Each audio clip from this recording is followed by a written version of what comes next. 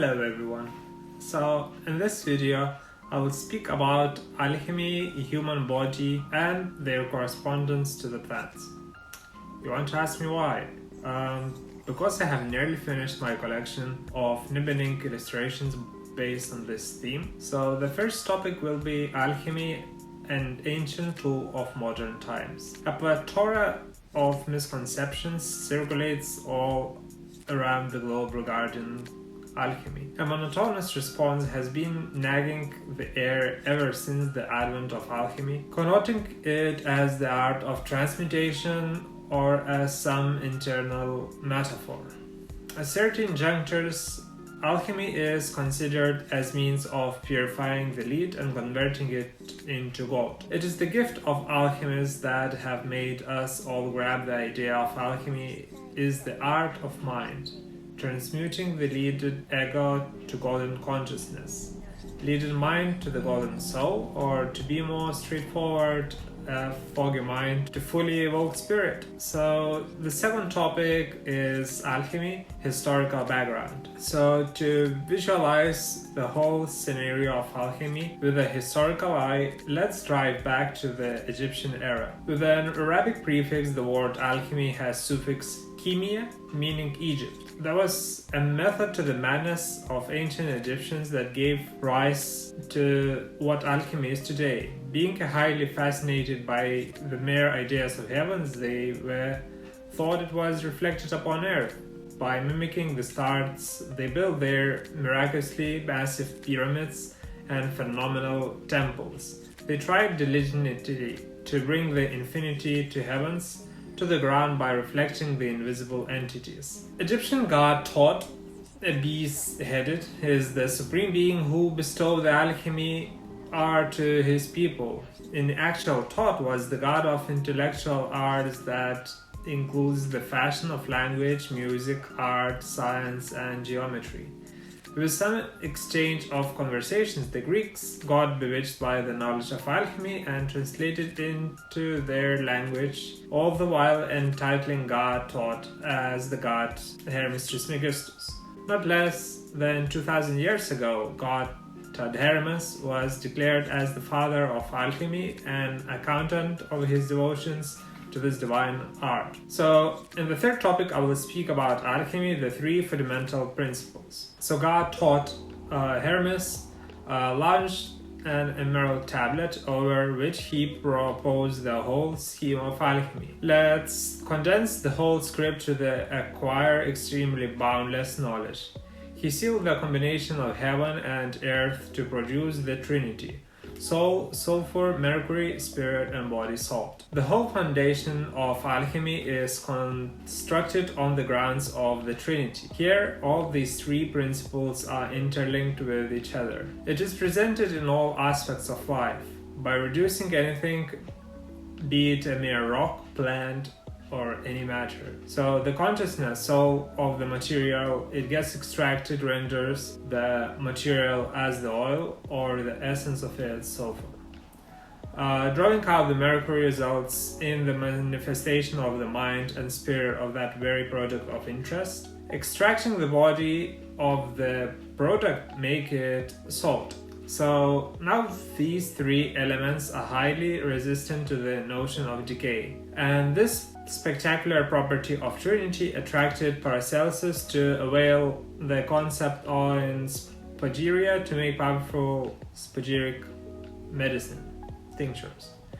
Alchemy has suffered a good load of horrendous scrutiny and atrocities from the modern scientists, calling it as pseudoscience. But it is highly esteemed contributions to chemistry, psychology, astronomy, medicine, novel healing practices, and mysticism. And the fourth topic is alchemy and the doctrine of signatures.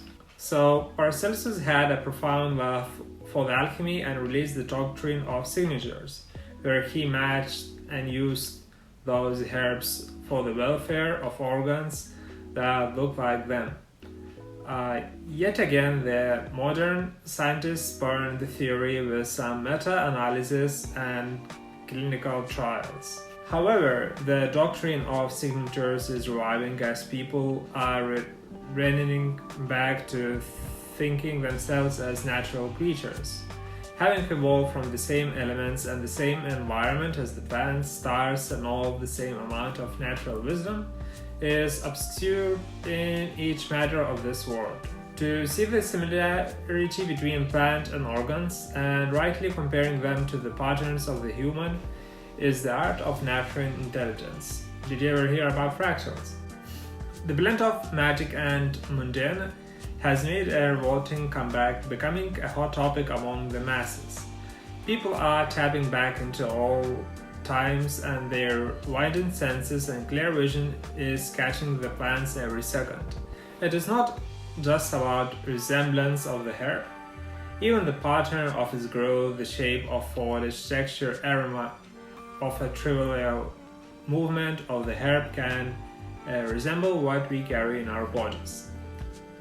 So, the fifth topic is the doctrine of signatures, organ plants. And here, I will represent my nibbling illustrations of body organs and their relationship to the plants or vice versa. So, the plants and organs sync phenomenally. Precisely everything is connected in nature, as above so below, as within so without. The correspondence of stars, constellations, and elements with the human body is perplexing and true at the same time. Since the beginning of the days, men heal themselves with plant remedies, be it alcoholic extract or decodation, salve or spagyro brews. Plant kingdom is performing a stellar job at syncing with human beings. Now that the philosophy of natural magic, the doctrine of signatures, has proven to actually hold water, a quick glimpse at the manifestation will give you some idea about organ plants. So, the eyes. For eyes is eyebright, ginkgo, coliceus, cannabis, green tea, bilberry, garlic, turmeric, blueberry, nettle, dandelion. For the pineal gland, pine nut oil, chaga mushroom, algae, mandarin, reishi, gotukola, tamarind, lavender, ginkgo biloba, blue lotus. For the brain goes walnut, sage, turmeric, ginkgo biloba, ashwagandha, ginseng, gotukola, lemon balm. For the liver would go liverwood, turmeric, oregon, grapefruit, dandelion root, peppermint, cardamom, ginger, milk thistle. For the bones would be celery, bok choy, and rhubarb, nettle, slippery elm, oat, horsetail. For the heart organ would go tomato, garlic, bilberry, hawthorn, cayenne, ginkgo biloba. For the lungs would go lungwort, eucalyptus, mint, osha root, lobelia, Phytolacca americana, sage, broccoli, sulforapane, butchered, gallbladder, celandine, green tea, milk thistle, globe artichoke, turmeric. For the kidney would go kidney beans, milk thistle, ginastema, ginger, beetroot, parsley, and mushroom root. For the spleen would go spleenwort, astragalus, codonopsis, red ginseng, Atralictodes rhizome, butchered again, licorice, Chinese yarn, pseudotalaria root. For the breathing and vocals would go, for alveoli would go grapes, trachea calamus, for bronchi, comfrey stem, onion stem, Irish moss stem, and I think that's it. And I will finish my video with sixth topic. It will be alchemy, the four stellar elements. So the alchemy is all set to take the world by the storm with its four rudimentary elements that are intent on striving and performing a stellar job at fetching balance to the mind. The consciousness soul relates to the mind, so the mind being the center of attention has two properties, external properties. On the external plane, the four elements that have governed the mind are fire, air, water, and earth. That's correct. So these elements are coupled with the 8 of the humors that are dryness, coldness, wetness, and hotness. All these different elemental factors can be witnessed in the external world. For instance, the union of fire and air results in heat, or the union of air and water brings about wetness and moistness. Fire. So for fire exhibits fiery emotions such as love, hate, anger. It is represented by Aristotle as hot and dry. Due to its rate and masculinity, fire played by the colors orange, red, and yellow bile. Air. Air manifests reinforcing life by bringing heat and wetness. It is represented by blue and white colors. Water. Water is tagged as cold and wet, all the while represented by the blue color, being visualized as feminine emblem. Mercury and water walk hand by hand. And then goes earth. Earth is hailed as cold and dry, associated with movement and sensation. It is portrayed by brown, green, and black colors. So these elements heavily correspond with one another to let the dynamics bloom for existence of our highly celebrated planet. Also, the correspondence of these elements is the reason for the rain, volcanic eruptions, tectonic plates movement, and generation of seismic waves. On the internal plane, the 4 external elements get replaced by intuition in place of fire, thought in place of air, feeling in place of water, sensation in place of earth. A sudden hit of intuition hails the flags for the call of action. Motion to initiate the process of thinking.